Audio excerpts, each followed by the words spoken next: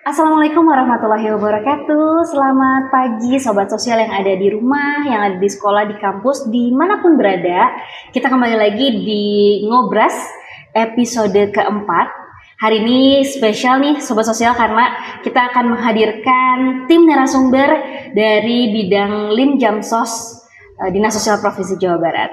Sudah hadir juga bersama dengan kita Ibu Kabid Lim Jamsos daerah Nok Komariah MKes. Kalau Rizka sih biasanya manggilnya Mak Nok. Kita kenalan dulu ya. Selamat pagi Mak Nok dan juga tim.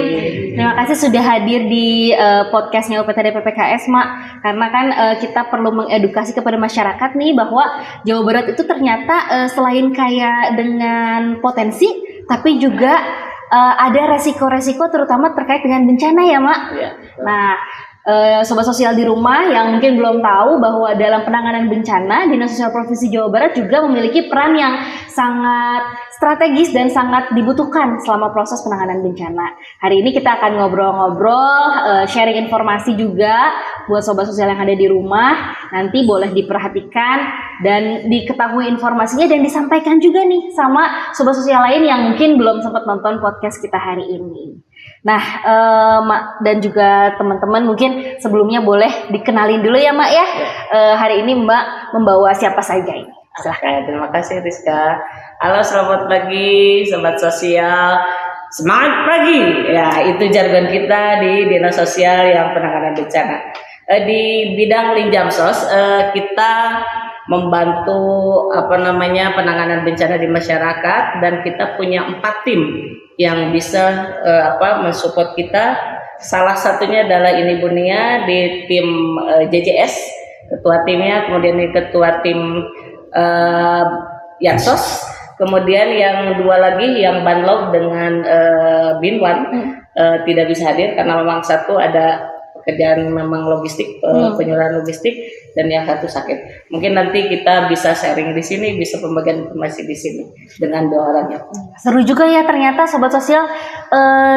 Nama bidangnya kan perlindungan dan jaminan sosial ya Mak ya. Jadi di dalamnya ada 4 tim dan semuanya itu mulai dari sebelum bencana atau preventif ya, pelaksanaan saat bencana dan juga pasca bencana, semuanya terlibat.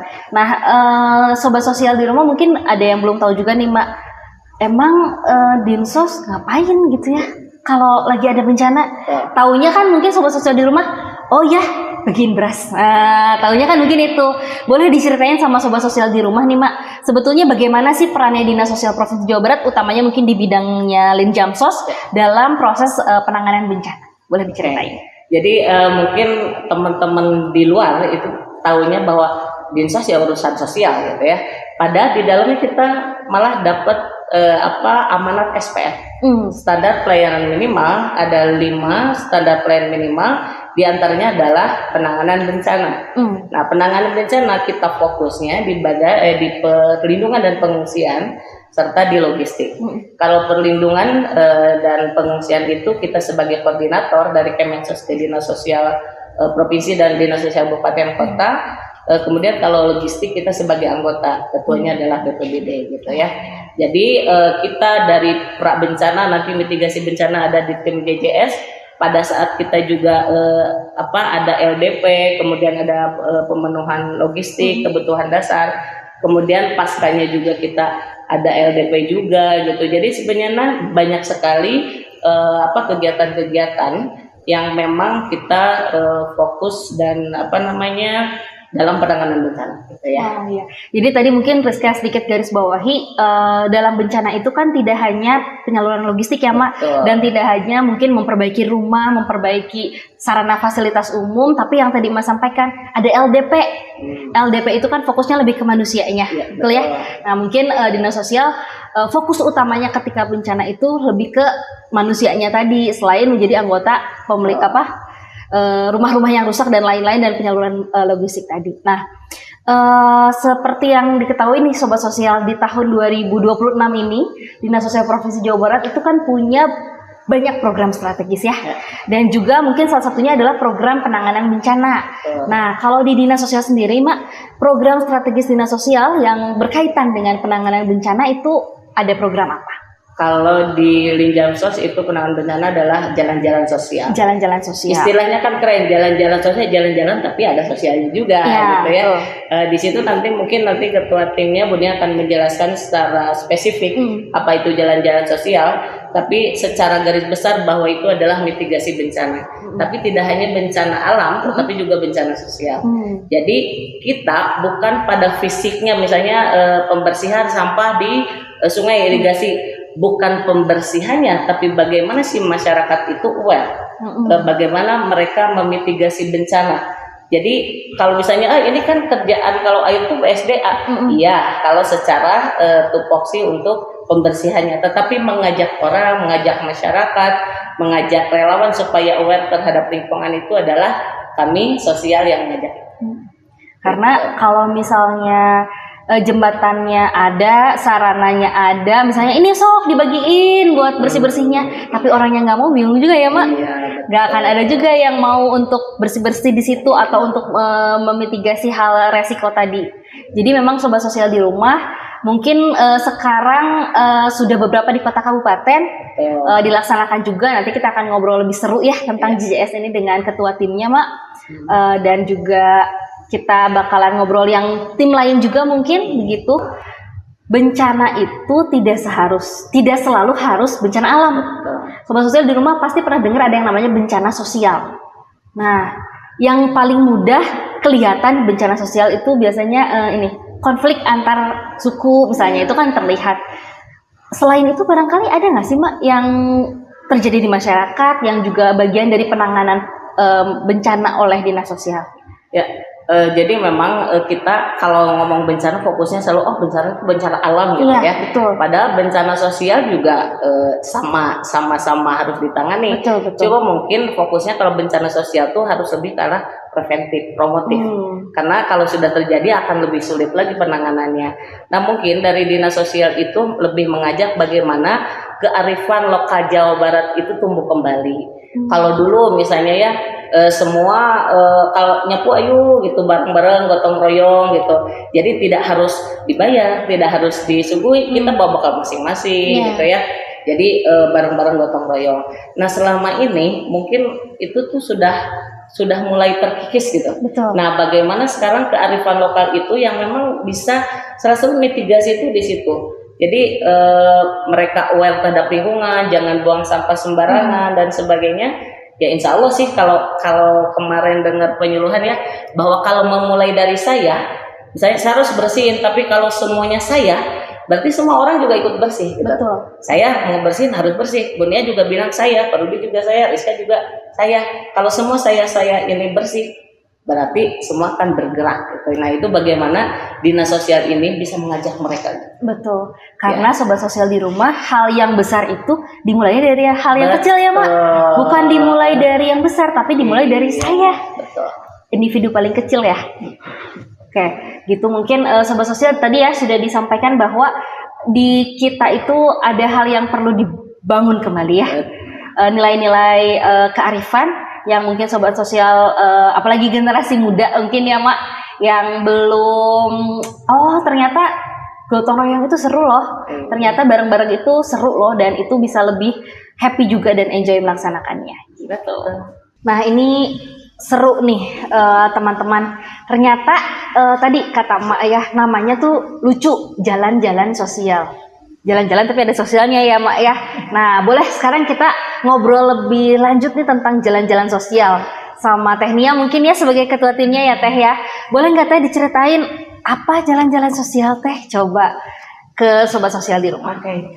Jadi kami mendapatkan amanat dari Ibu Kepala Dinas Sosial Provinsi Jawa Barat. Ibu memiliki inovasi program strategis dari Dinas Sosial Provinsi Jawa Barat.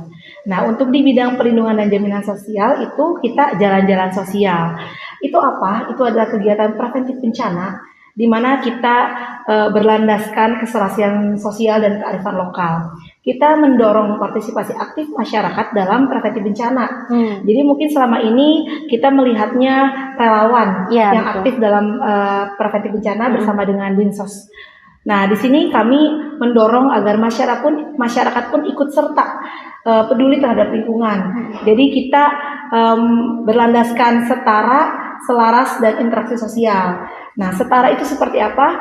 Setara antara manusia dan manusia. Jadi di sini kita dalam posisi preventif bencana sosial. Selanjutnya selaras. Nah, selaras itu manusia dengan alam. Bagaimana kita bisa saling menjaga terhadap alam. Nah, untuk interaksi sosial di JJS ini kami berharap ketika kita melaksanakan jalan-jalan sosial, masyarakat, pemerintah, OPD-OPD lain selain dinas sosial ataupun BPBD ikut serta dalam mitigasi kebencanaan. Betul, karena kan itu tadi ya, kalau misalnya bicara tentang bencana, terutama misalnya bencana alam, ternyata tidak hanya terjadi kayak gempa bumi, kan kita tidak mungkin hanya mitigasinya tidak semudah kita banjir, misalnya memitigasi banjir, yang perlu lebih banyak kontribusi lah ya gitu ya Teh daripada masyarakat. Nah, ternyata Sobat Sosial, JJS itu sudah pernah dilaksanakan ya. Betul. Sudah 6 kali berarti kalau sekarang. Sudah 6 kali. Coba Sobat Sosial di rumah, barangkali oh ternyata pernah di tempat saya nggak tahu. Boleh diceritain di mana aja JJS itu pernah dilaksanakan ya Teteh? Jadi JJS itu sudah 6 kali dilaksanakan. Yang pertama kita berkolaborasi dengan Dinas Sumber Daya Air Provinsi Jawa Barat dan juga NGO Plastic Fisher namanya. Plastic Fisher. Betul. Jadi dalam pelaksanaan JJS ini kita bukan hanya Dinsos saja berdiri sendiri, tetapi kita mengajak OPD-OPD terkait, filantropi, BUMN, BUMD dan juga NGO untuk ikut serta dalam kegiatan JJS ini. Kita membersihkan bersama itu sungai yang berada di Kabupaten Bandung yang sangat sebenarnya bukan sungai, irigasi itu. Yang sebelumnya itu penuh banget dengan sampah, kita bergotong royong antara Tagana, dinas, masyarakat dan juga NGO untuk ikut serta membersihkan. Nah, yang tadinya penuh itu, yang tadinya aliran airnya pun tidak bisa berjalan, setelah kita bersihkan, alhamdulillah dalam 1 hari itu bisa bersih, bisa berjalan, bisa lancar gitu ya airnya. Selanjutnya kita juga pernah melakukan hal yang sama di Kota Tasik. Nah, selanjutnya lagi kita ada juga revitalisasi fasilitas umum. Jadi waktu itu kita lihat ada musola yang dipakai oleh warga dan kita bekerja sama untuk mengganti kusen dan pintunya, lalu mengecat ulang untuk fasilitas umum tersebut. Nah, di sini kita juga bekerja sama dengan warga sekitar. Jadi bukan hanya Tagana, dinas, tapi warga juga kita ajak bersama agar apa? Agar terjalinnya rasa kebersamaan yang sudah mulai terkikis terhadap zaman ini yang banyaknya individualisme, kita ajak supaya apa? Supaya kita cegah itu bencana sosial atau konflik-konflik yang terjadi. Selanjutnya kita juga ada kegiatan di Kota Sukabumi, itu kita membersihkan Taman Cikondang. Oh iya, Taman Cikondang itu kita bersama-sama dengan warga dan juga Tagana. Nah, terakhir kita berada di kemarin itu Kabupaten Sumedang ya. Kabupaten Sumedang. Nah, Sumedang itu kita luar biasa sih itu. Karena saya merasa banyak sekali dinas-dinas yang terlibat ya. Di antaranya kita bersama dengan Dinas DSDA masih, selanjutnya ada juga Dinas Kelautan dan Perikanan dengan kontribusinya itu benih ikan nila. Oh, benih ikan nila. Ya, kita penaburan itu. Jadi kita berada di lokasi wisata itu, bendungan Papalidan kalau nggak salah namanya. Oh, iya. Jadi hidden gem. Mungkin kalau teman-teman main ke Kabupaten Sumedang bisa coba ya. Iya, betul tadi. Papalidan itu di sana. Papalidan ya. Masih belum terlalu viral mungkin ya Teh. Masih virgin lah di sana. Iya, betul. Belum banyak orang yang mengetahui lah di sana ya. Jadi bisa main ke sana. Kita membuat penataan taman di sekitar itu, penataan taman. Kita membuat menanam pohon, lalu menanam tanaman hias juga. Kita penaburan benih ikan nila. Selanjutnya kita juga ada pembuatan kursi taman. Juga kita memasang jalur evakuasi. Oh, jalur evakuasi. Ketika kita lihat nih di fasilitas umum banyak sekali orang-orang kan ya, masih banyak anak-anak gitu yang dari pulang sekolah datang ke sana main. Kita lihat jalur evakuasi dan titik kumpulnya itu belum ada. Sedangkan kan itu sangat perlu ya. Betul. Ketika terjadi gempa ataupun longsor, kita tahu harus pergi kemana. Karena kalau kita lihat potensi rawan bencana itu tinggi di sana. Oh ya, satu lagi lupa, kita sudah juga penanaman pohon. Oh, sudah penanaman pohon di Kota Cimahi. Kota Cimahi. Iya, di Kota Cimahi itu kita kerjasama dengan Dinas LH Kota Cimahi, lalu di Sud Jabar juga. Untuk itu kita menanam di Darut Tauhid Memorial Park. Oh iya, seru ya Teh. Betul. Karena kita lihat di sana masih banyak lahan, cocok untuk penanaman akar tunggang ya. Jadi kayak yang pohon-pohon keras itu supaya bisa menahan longsor. Oke. Jadi ternyata Sobat Sosial sudah 6 kota kabupaten ya tadi. Kabupaten Bandung, Kota Tasik, Kota Cimahi tadi, terus Cianjur ya tadi, Sukabumi, dan terakhir di Kabupaten Sumedang. Jadi rencananya memang dilaksanakan apakah di semua kota kabupaten, berapa kali sekali? Nah, boleh diceritain? Siapa tahu nunggu-nunggu, aduh kok di kota saya belum nih. Nah, dilaksanakannya rencananya direncanakan berapa kali dalam 1 bulan atau 1 tahun ini? Oke. Jadi memang JJS ini tidak menggunakan APBD secara keseluruhan ya, karena memang kita tahu sendiri sekarang efisiensinya sangat banyak ya. Jadi kita di sini mengedepankan kolaborasi dengan berbagai pihak. Jadi untuk target kami sekarang itu 1 bulan 1 kali. 1 bulan 1 kali. Ya, untuk daerahnya kita memang mengedepankan untuk daerah-daerah yang dengan indeks resiko bencana yang paling tinggi. Oh, indeks resiko bencana yang paling tinggi. Kami melihat dari data yang dikeluarkan dari BNPB dan BPBD itu memang kita melihat ada indeks resiko bencana di beberapa kabupaten yang lebih tinggi dibanding kabupaten lain. Jadi kita melihat yang indeksnya paling tinggi untuk tahun ini. Jadi targetnya itu 1 bulan 1 kali dulu sih. 1 bulan 1 kali. Nah, Sobat Sosial ditungguin aja. Kalau ada info nih kita selalu share ya. Update-nya biasanya mungkin di Instagramnya Dinas Sosial. Boleh dilihat kira-kira di mana. Dan pasti Sobat Sosial di rumah juga pengen, wah saya sebetulnya pengen ikut nih berkontribusi dalam JJS. Boleh nanti datang ke acara JJS di kota kabupaten Sobat Sosial berada. Nah, kalau tadi kan JJS hubungannya preventif, pencegahan di awal. Ternyata setelah pencegahan, ketika terjadi bencana, turun juga nih teman-teman, terutama dari bidang Linjamsos terkait dengan pergerakan logistik.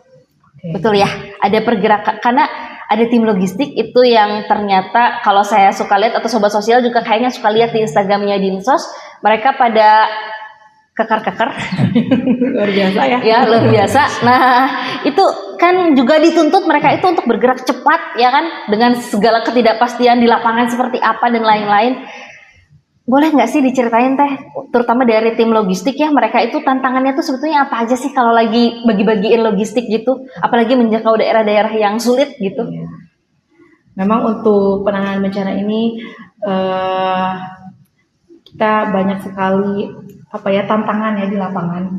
Ketika kita lihat lokasi bencana yang memang tidak bisa kita lewati dengan kendaraan atau truk, kan biasanya kita kalau bawa logistik itu menggunakan truk atau pakai mobil rescue yang besar ya. Betul, yang besar. Sedangkan ketika kita berada di lokasi bencana itu tidak semuanya bisa terakses. Misalnya seperti di Cianjur waktu itu ya, gempa yang memang sebagai bencana besar ya skalanya, itu kita untuk mengakses saja tidak bisa. Bahkan kita bisa menggunakan mungkin motor. Kalau waktu itu pernah juga ada lokasi yang motor pun tidak bisa. Tidak bisa masuk motor. Betul, karena memang ada gempa dan juga ada likuifaksi. Likuifaksi itu apa Teh? Likuifaksi itu ada kayak tanah ya. Pergerakan tanah. Oh iya. Jadi memang kayak waktu di Palu gitu. Oh iya. Jadi memang kayak hancur gitu sampai jalannya pun. Jadi ketika kita membawa logistik tuh bahkan sampai berjalan. Nah, untuk di lokasi-lokasi banjir juga kita menggunakan perahu. Jadi menggunakan alat-alat yang memang yang penting logistiknya bisa nyampe gitu sampai ke para korban bencana. Karena apapun ditempuh gitu ya, yang penting bisa sampai. Luar biasa ini teman-teman.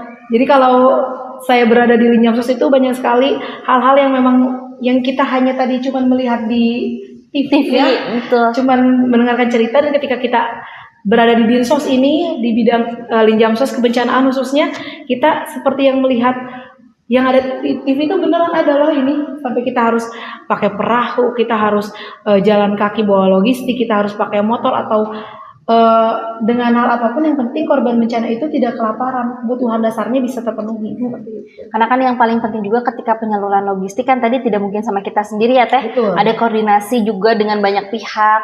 Mungkin selain dengan stakeholder dari pemerintah juga termasuk masyarakat dan tadi relawan-relawan tadi yang turut serta dalam penyaluran logistik. Nah, ada apa ya pengalaman nggak yang paling berkesan nih selama menyalurkan bantuan, bahwa ternyata wah ini krusial sekali, logistik ini tuh wah penting sekali gitu. Boleh diceritain barangkali pengalaman yang paling berkesan?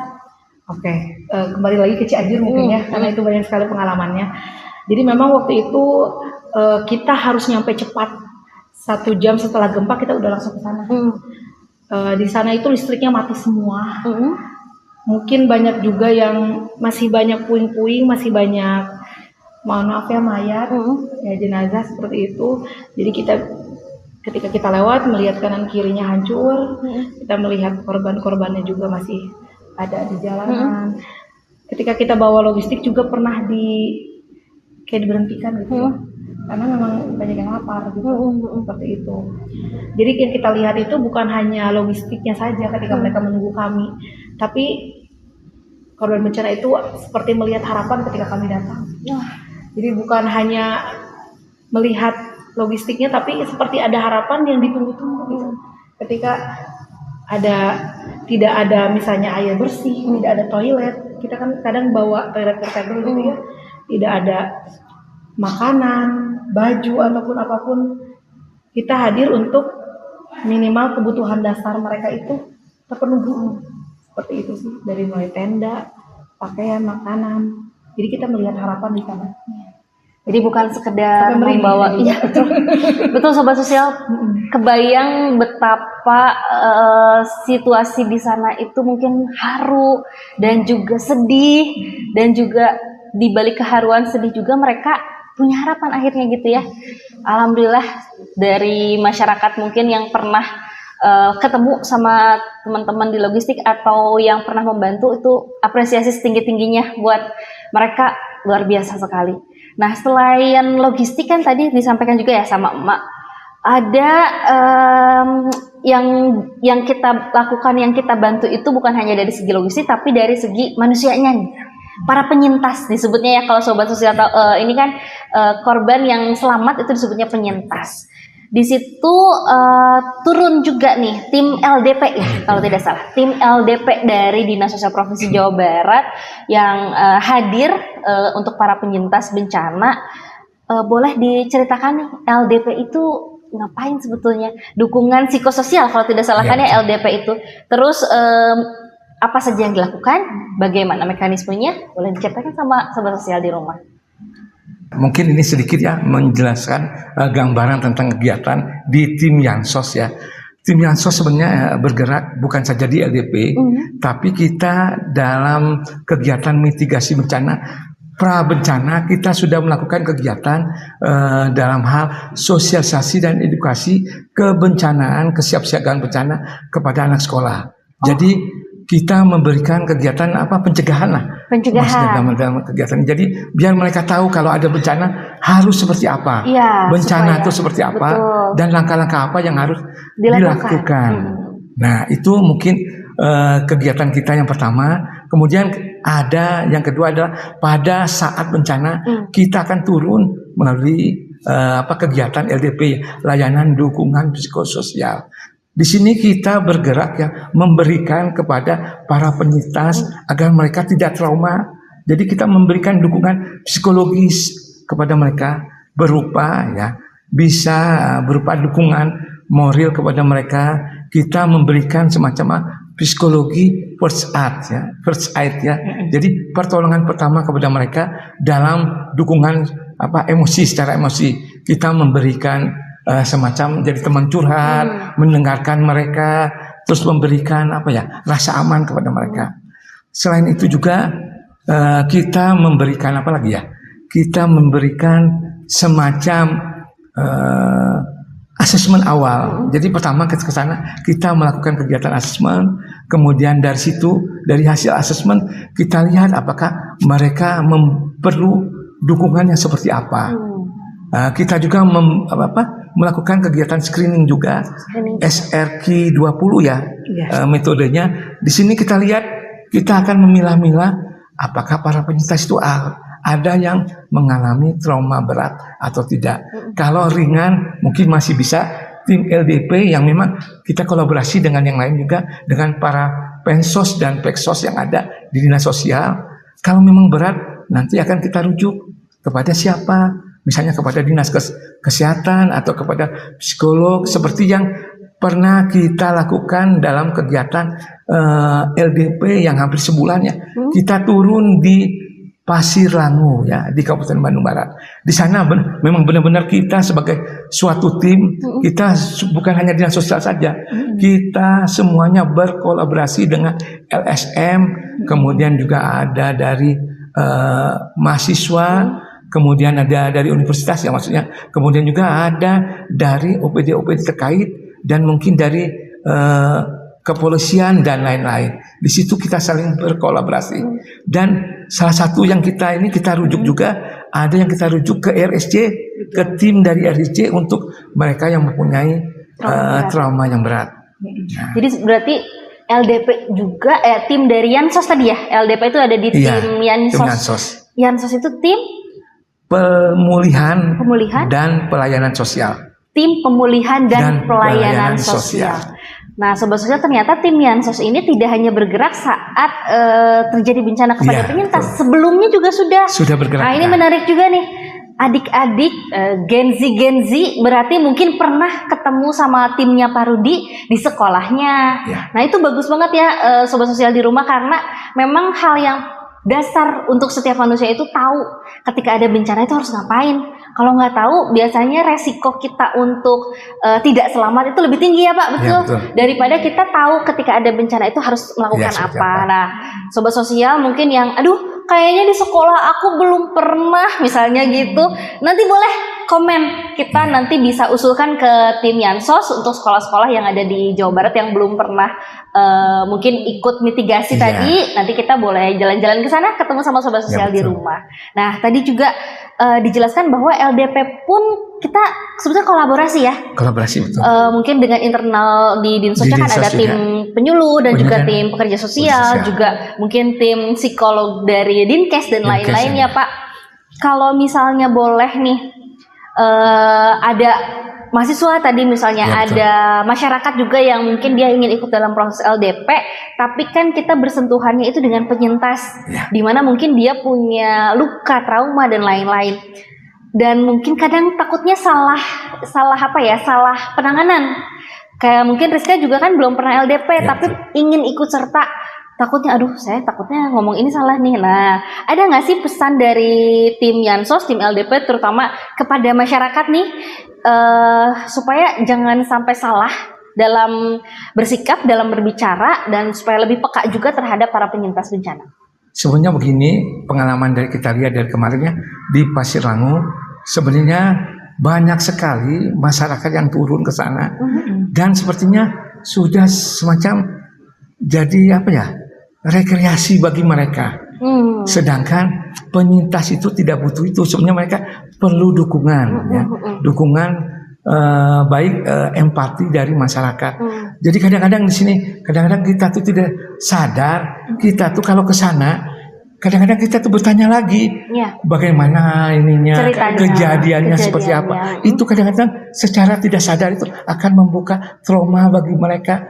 Jadi mereka jadi teringat lagi dengan kejadian-kejadian yang telah mereka lalui. Jadi kita harap kalau ke lapangan atau ke tempat, ke para penyintas, tolong jangan bertanya-tanya tentang hal tersebut, tapi minimal kita memberikan kegiatan-kegiatan yang bersifat rekreasi lah. Jadi mendorong mereka untuk melupakan trauma-trauma seperti itu. Betul, karena kadang refleks ya Pak, datang ke sana, alah ibu kumaha kamari teh kejadiannya. Ternyata Sobat Sosial, apa ya, sebetulnya mungkin sobat sosial itu tidak ada Maksud keinginannya, apa-apa ya. tidak ada maksud untuk membuka luka, tapi ternyata itu membuka luka untuk para penyintas bencana. Jadi jika memang sobat sosial di rumah ini ingin berkontribusi, ingin saya punya empati lah ya gitu untuk membantu korban penyintas bencana, mohon jangan membuka lukanya ya, tapi berikan saja dukungan yang terbaik untuk mereka, atau mungkin bagaimana membuat sarana rekreasi untuk mereka supaya mereka bisa lebih happy kali ya, dan juga bisa melihat masa depan, tidak melihat yang sudah terjadi di belakang.